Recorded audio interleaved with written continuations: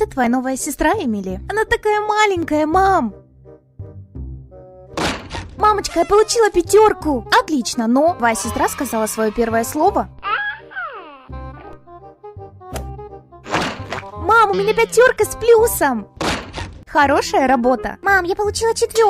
Вау, ты такая молодец. Самый лучший ребенок. Мамочка, приготовить тебе что-то вкусное. А как же я, мам?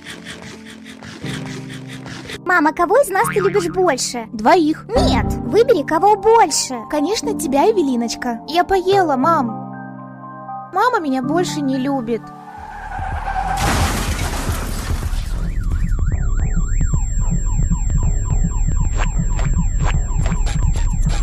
Эмили, ты должна взять вину на себя за свою младшую сестру. Она слишком маленькая, чтобы оказаться в тюрьме. Что? Мам, пожалуйста.